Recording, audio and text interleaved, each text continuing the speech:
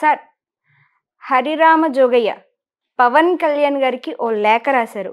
And లేఖలో ఏమని రాశారంటే, కాపులకి 5% రిజర్వేషన్ కల్పించాలి, నిరుద్యోగులకి ఉద్యోగాలు రావాలి, ఇది మీ వల్లే అవుతుంది అని అన్నారు. అసలు దీనిపై మీ స్పందన ఏంటి సార్? అసలు ఇది ఎప్పటి నుంచో వస్తుంది యాక్చువల్గాను. హరిరామ జోగయ్య గారు ఒకప్పుడు ప్రొడ్యూసరు. పాపడు పళ్ళు కళ్ళు పళ్ళు గిళ్ళు ఊడిపోయినాయి, నాకు కూడా బాగా తెలుసు ఆయన. ఆయన లెటర్లతో కొడతా ఉంటాడు జనాల్ని. పవన్ కళ్యాణ్కో లెటర్, వాళ్ళకో లెటర్ కొడతా ఉంటాడు. అతను అన్నదే 4-5 సీట్ల కంటే ఎక్కువ రావు అన్నది నేను ఎక్కడో చేసింది, నేను బ్యాడ్ అయిపోయాను పవన్కి. అతను అన్న డైలాగే. సో అతను పాపం ఈ వయసులో కూడా ఏదో కాపులకు న్యాయం చేయాలని అనుకోవడంలో తప్పులేదు. రిజర్వేషన్ కూడా చాలా కాలం నుంచి వస్తుంది. ఇక్కడ టెక్నికల్ ప్రాబ్లమ్స్ 2 ఉన్నాయన్నమాట. కాపులు అంటే యాక్చువల్ రెడ్డిస్ అంతా కూడా కాపులే.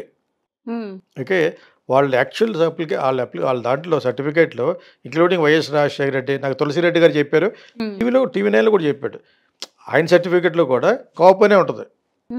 అది పక్కన పెట్టి ఇప్పుడు అది ఆధార్ కార్డుల ద్వారా ఇప్పుడు పిలువబడ్డ నియమం ద్వారా సెగ్రిగేట్ చేసి దాన్ని చేయటం అనేది ప్రాసెస్. గవర్నమెంట్ తలుచుకుంటే అది ఎందుకు చేయలేరు, చేయొచ్చు. రెడ్డిల్లో కూడా 4-5 రకాలు ఉన్నారు. బ్యాక్వర్డ్ అని, కొండరెడ్డి అని అన్నారన్నమాట. వాళ్ళకి కాపైనే ఉంటుంది. ఇప్పుడు మేము ఎకనామికల్ కన్నా ఇదిలో లేవు కాబట్టి మరి ఎన్ని వచ్చేస్తాయి. ఇప్పుడు మామూలుగానే కాపులు ఒక 37% ఉన్నారంటారు. అవి కాకుండా కూడా ఒక 5% సచ్చర వాళ్ళందరూ కూడా వచ్చేస్తారు. ప్రతి ఏదో పని చేసే అమ్మాయి కూడా కాపుల్లో కలిసిపోతుంది. అది వేరే, అది పక్కన పెట్టండి. కాపులు ఎంత క్లమ్జీ అంటే అంత క్లమ్జీ చేస్తారు. నాకు అర్థమైందా? నేను అలాగంటున్నాను, నిజమే మాట్లాడతాను కాబట్టి చెప్తున్నాను, నాకు అన్నీ తెలుసు నాకు. కానీ ఈ రిజర్వేషన్లు సాగ్రిగేషన్ చేయమని నేను అడుగుతున్నాడు కదా. ముందు అసలు ఈ కాపుల్లో 2 సెక్షన్లు ఉంటాయి. ఒక సెక్షన్కి రిజర్వేషన్ ఇవ్వనవసరం లేదు. ఆయన ఎన్నిసార్లు చెప్పినా నాకు అర్థం అవ్వట్లేదు. పెద్ద కాపులు అంటారు. ఓకే, ఆల్రెడీ బీసీ కాపులు ఉన్నారు. బొత్స సత్యనారాయణ, శ్రీకాకుళం పక్క వాళ్ళంతా వాళ్ళకి ఆల్రెడీ ఉంది. వాళ్ళకి యాక్చువల్గా అయితే రిజర్వేషన్ ఉంటుంది. వాళ్ళకి బీసీకి వస్తారు కాబట్టి ఈ పెద్ద కాపులకు కూడా చేయండి అంటేనే వీళ్ళకి వండుతుంది. ఎవరికి? సిస్టమ్ అంతటికనే. పెద్ద కాపుల్లో కూడా అందరూ డబ్బులతో లేరు, చితికిపోయారు. అంచేత నిరుద్యోగ సమస్య ఒక్కదాని గురించి అయితే ఇన్ జనరల్ కాపులందరినీ బ్యాక్వర్డ్ చేయండి, బ్యాక్వర్డ్లో చేర్చండి అని ముద్రగడ్డ పద్మనాభం మొన్నటి వరకు చేశాడు. ఆయన మంచి ఉద్దేశం చేశాడము. ఆయన లాస్ట్లో ఆయన ట్రూ కలర్స్ చూపించుకుని జగన్ పక్కకి వెళ్ళి మన పవన్ కళ్యాణ్ మీద అలా మాట్లాడడం చూడ ఆయన పరుగు పోయింది. మేమందరం కూడా ఆయన తరపున ఒకప్పుడు చేసాం. ఎలాగంటే ఈ లోకేష్ ఆర్డర్ ఇచ్చి అతన్ని డ్రాగ్ చేసి వాళ్ళ ఫ్యామిలీని జైల్లో పెట్టించాడు వాళ్ళు గవర్నమెంట్లో ఉన్నప్పుడు. అప్పుడు నేను ఏకి పాడేశాను ఇద్దరు, నేను చంద్రబాబు నాయుడిని అతను కూడా. ఓకే, కాపుల జోలికి వస్తేలా ఉంటుందని చెప్పిస్తే అది పక్కన పెట్టండి. ఇవన్నీ ఒకసారి ఇది చెప్పేస్తానంటే ఇవన్నీ అయిపోయినాయి. ఈ రిజర్వేషన్ ఇవ్వమనే దాని యొక్క వెనకాల ఉన్న అంతరార్థం ఏంటంటే నిరుద్యోగ సమస్య కాపులు ఎక్కువ ఉంది, ఎక్కువ చాలా చితికిపోయారు. అనుకున్న పెద్ద కాపులు కూడా చితికిపోయారు. యాక్చువల్గా అయితే చాలామందికి బీసీల్లో చేర్చమని అడుగుతున్నాడు ముద్రగడ్డ పద్మనాభం, ఇష్టం లేదు చాలామందికి. ఎవడ రాయడే బీసీల్లోనూ ఎస్సీల్లోనూ చేర్చమంటాడు అని అనుకునేవారు. అర్థమైనప్పుడు చాలామంది పెద్ద కాపుల యొక్క అభిప్రాయం చెప్తున్నాను నేను, అలా అనుకునేవారు. కానీ ఆయన అడిగే దాంట్లో ఒక బంచ్ ఏంటంటే ఎక్కువ మంది లేనివాళ్ళు ఉన్నారు, ఉద్యోగాలు రానివాళ్ళు ఉన్నారు. వాళ్ళ కోసం మొత్తం బీసీల్లో కలిపేయని కాపునంటే అది సాధ్యపడలేదు. చంద్రబాబు నాయుడు కావలేదు, ఎవరికి అవ్వదు. దానికి ముందు చాలా పెద్ద ఎక్సర్సైజ్ ఏంటంటే అసలు ఎవరు కాపులు, ఈ రెడ్లు కూడా కాపులా కదా, ఇవన్నీ విడగొట్టాలి ముందు. ఆ 37% కాపులుగా పెట్టుబడి వాళ్ళకి ఒక్కరికైతే పర్లేదు. ఈ రెడ్డీస్లో కూడా చాలా కొన్ని ఈ టెక్నికల్ ప్రాబ్లమ్స్ కొన్ని ఉన్నాయి. ఇవి సార్ట్అవుట్ చేసుకోవచ్చు ఇప్పుడున్న టెక్నాలజీ ప్రకారంగా. ఇప్పుడు మనకు వచ్చిన టెక్నిక్ ప్రకారంగా ఆధార్ కార్డుల ప్రకారం అన్నింటిలో చేసి ఆ 37%, 30% ఏళ్ల కాపులు వీళ్ళందరినీ బ్యాక్వర్డ్ చేసేస్తే రిజర్వేషన్. అట్లా నేననేది ఏంటంటే అసలు ఎవరికే రిజర్వేషన్ ఉండకూడదు అంటాను. ఎందుకు ఇవ్వాలి? వాళ్ళ మాదిగలు అందరికీ ఎందుకు ఇవ్వాలి? అందరికీ ఇవ్వండి. బిలో పవర్టీ లైన్ అంటారు, బీపీఎల్ అని. అన్ని క్యాస్ట్లోనూ లేని వాళ్ళు ఉన్నారు. చౌదరీస్లో, బ్రాహ్మిన్స్లో, కాపుస్లో, రెడ్డిస్. వాళ్ళని సెగ్రిగేట్ చేయండి వాళ్ళకున్న ఆదాయం ప్రకారంగా, వాళ్ళకి హెల్ప్ చేయండి. అది కూడా ఎడ్యుకేషన్కి.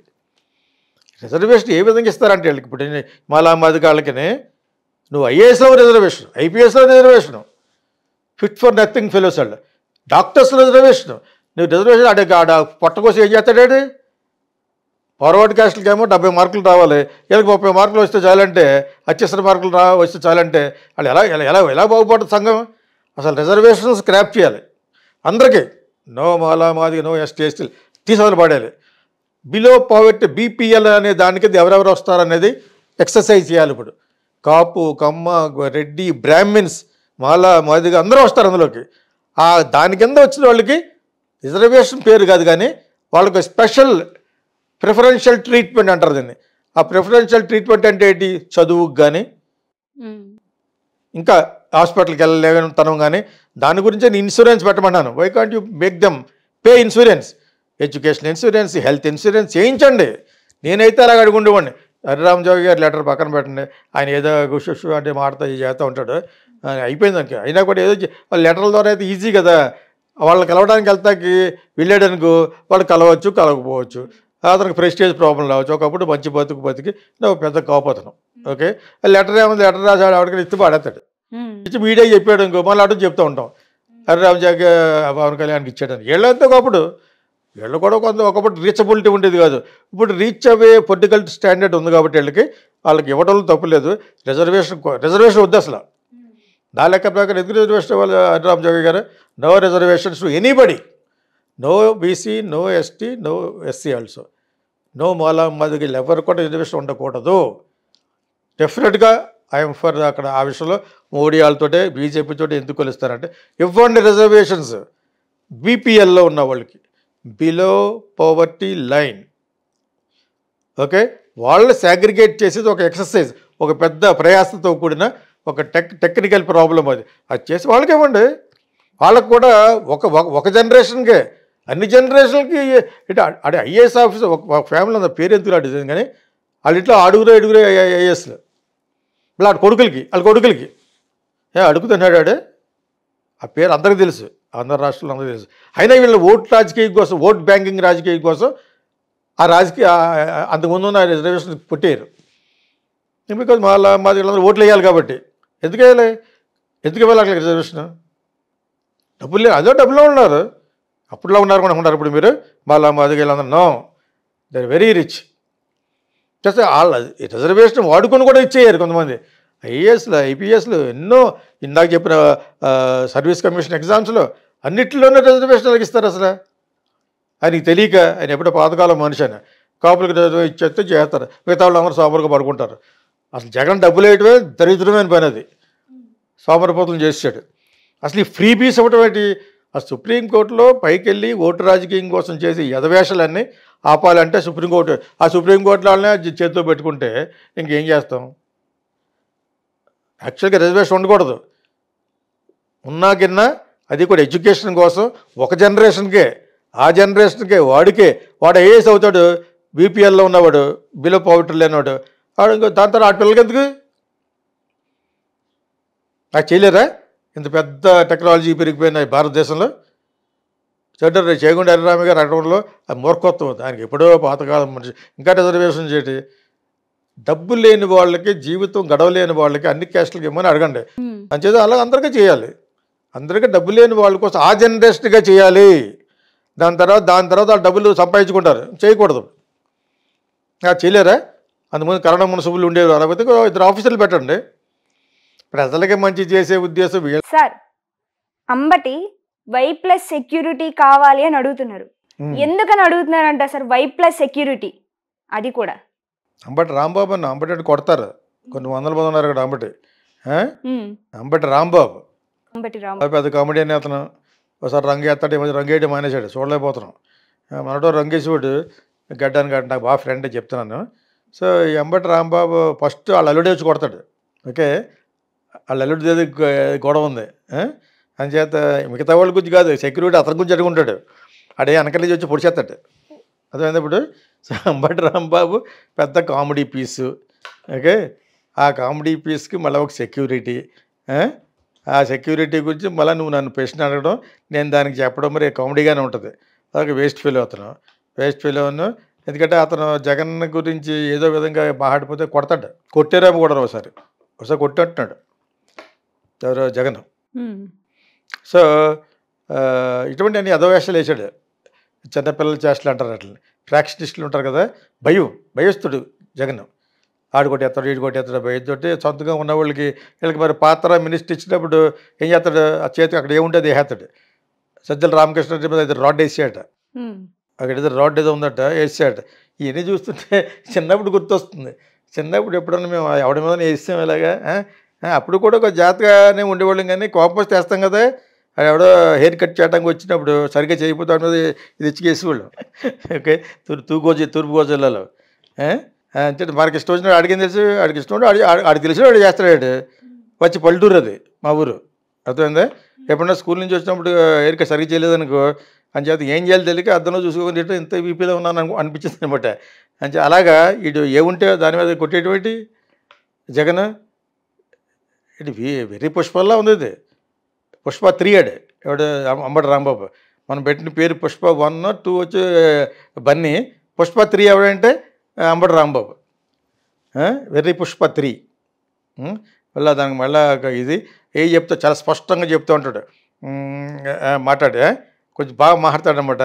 లాయర్కి చదువుకున్నాడు, ఓన్ అల్లుడికే సమాధానం చెప్పలేడు. ఆడు అక్కడ కరిచేస్తూ ఉంటాడు పక్కన అల్లుడు.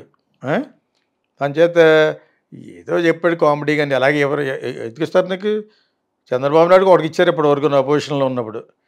ఆయనకి భయమే ఏ పక్క నుంచి ఎవడు రాహేస్తాడని. లేదా అపోజిషన్లో ఉన్న 5 సంవత్సరాలు ఆయన సెక్యూరిటీ సంపాదించుకున్నాడు. ఎందుకంటే అంతకు ముందు ఆ స్టేటస్ ఎన్డీఏ చైర్మన్ కింద వేసాడు. నేషనల్ లెవెల్లో పాలిటిక్స్ని చక్రం తిప్పాడు. వాళ్ళ మామగారిని పొడి చేసిన తర్వాత, బ్యాక్ పెట్టి చేసిన తర్వాత. ఏ సెక్షన్కి ఆ సెక్షన్ ఉంటుంది మన దగ్గర. నేను మాట్లాడే దాంట్లో తిట్టుకుంటారని ఒకసారి తిట్టుకుంటాడు, ఒకసారి కొట్టుకుంటూ కింద కంటే వెళ్ళిపెట్టి అలా మర్చిపోతాం. పవర్లోకి వచ్చిన వెంటనే మనం మర్చిపోతారా? మర్చిపోం కదా. ఈడే అంతే. అంబటి రాంబాబు అది కామెడీ పీస్. అదేదో బ్రో సినిమా వచ్చినప్పుడు డ్యాన్స్ చేస్తున్నాడు. బ్రో సినిమా వచ్చింది కదా పవన్ కళ్యాణ్ది, అప్పుడు మరో డ్యాన్స్ చేస్తున్నాడు, ఇంకోటి చేస్తాడు. ఎంత వేస్ట్. ఇలాంటి వాళ్ళు ఉండాలి. ఇలాంటి వాళ్ళు ఎందుకు ఉండాలంటే డెఫినెట్గా మనకు అక్కడక్కడ కామెడీ కావాలి. ఒక సినిమాలో సీరియస్గా జరిగిపోతున్న సినిమాలో కామెడీ కాకపోతే కామెడీ పండాలి. కలికిలా కాదు, కలికిలో కామెడీ కాదు, ఏ సీను పండలేదు. గిల్లేసినా కూడా ఎక్స్ప్రెషన్ మారదు ఉంది. అలా చూస్తూ ఉండే సినిమా. కానీ ఈ మనోడు కామెడీ మంచి పెద్ద కామెడీ పీస్ ఇది. కామెడీ మంచి జోకులు వేస్తాడు, రసికుడు చాలా ఉన్నాయి అంబటి రాంబాబుకి. అంచేత బహుశా ఈ సెక్యూరిటీ మీద చిన్న జోక్ చెప్తాను, నా మీద జోక్. కాఫీ బార్ సినిమాకి 12 ఏళ్ళ క్రితం తీసాం. ఆ సినిమా తెలుగు, కన్నడ, తమిళ్లో తీసాం. సరే ఇక్కడ అప్పుడు అక్కడ వైఎస్ రాజశేఖర రెడ్డి గారికి చేశాను కాబట్టి ఇక్కడ రోడ్ల మీద గాట్ల మీద కొంచెం పర్మిషన్లు బాగానే ఇచ్చారు. దాని రూల్స్ అధిగమించి కాదు, ఇచ్చారు, హెల్ప్ చేశారు. బెంగళూరులో షూట్ చేస్తాను, బెంగళూరు వెర్షన్ ఎంజీ రోడ్లోను బ్రిగేడ్ రోడ్లో షూట్ చేస్తాను. నేను అప్పుడు ఇక్కడ నుంచి బౌన్సర్లను పట్టుకెళ్ళాను సెక్యూరిటీ కోసం. వాళ్ళు సఫారీలో ఉండేవారు 2-3. సో వాళ్ళు చూసి మా ఫ్రెండ్ ఒకటి అడిగాడు, నాకు బెస్ట్ ఫ్రెండ్, నీకెందుకు సెక్యూరిటీ, ఏమన్నా వెనకాల నుంచి కొడతాడని భయపడ్డామని నన్ను కొంచెం కొంటిగా అడిగాడు. ఒరే ఎదవా, వాళ్ళు నన్ను కొడతారు కాదు, నేనే ఎవరి మీద నేను ఎక్కి కొట్టేస్తానేమో అని పెట్టేని చెప్పాను. నన్ను ఎవరు కొట్టడు. నాకున్న షార్ట్ టెంపర్కి పొట్టుగా ఉన్నా కూడా ఎదిగేది కొట్టే డిచ్చినేసి వెళ్ళి కొట్టేస్తాను. చేత దాని గురించి పెట్టానని, కానీ వాడు ఒక అరగంట నవ్వి ఆ పక్క వెళ్ళిపెట్టి బ్రిగేడ్ రోడ్డుకి. అది ఇప్పుడు నిజంగా నన్ను కొడతాకి వస్తే వాళ్ళిద్దరూ ఆపేస్తారా? మన వాళ్ళు భవిష్యత్తు పెడతారు, ఈ హీరోయిన్లు అవి పెడతా ఉంటారు. 6-7 పెడితే పెట్టినా కూడా మొన్న స్వామీజీ గారి దగ్గరికి వెళ్ళి 200 మంది వస్తే ఏం చేయగలరు? వాళ్ళు ఎర్రగొట్ట పడేస్తారు. ఏది మన సాటిస్ఫాక్షన్ కోసం. ఇది ఒక బంద. సమంత ఎలాగ వెళ్తుంది, ఆడు ఎలాగ వెళ్తున్నాడు, అనుష్క ఎలాగ వెళ్తుంది, దానికి ఇంకా రెచ్చిపోతాడు. ఇంటికి వెళ్తే మళ్ళీ మామూలు ఒక ఉండడు సెక్యూరిటీ, మొగుడు కూడా ఉన్నాడు. అర్థమైంది మీకు? అంచేత ఈడు అడిగే సెక్యూరిటీ కామెడీగా అడిగి ఉంటాడు. నిజంగానైతే మటుకు అల్లుడే ఒకడే. నాకు తెలిసి నిజమైన శత్రువు ఎవడు ఉండడు. వాళ్ళు అల్లుడి మట్టుకు ఇక్కడ వరకు ఉన్నాడు కసిగాను కొట్టడానికి. అదే ఉంటుంది. మన కామెడీ వాడి గురించి కామెడీగా చెప్పుకోవాలి కూడా చెప్పాను. నీకు నో సెక్యూరిటీ.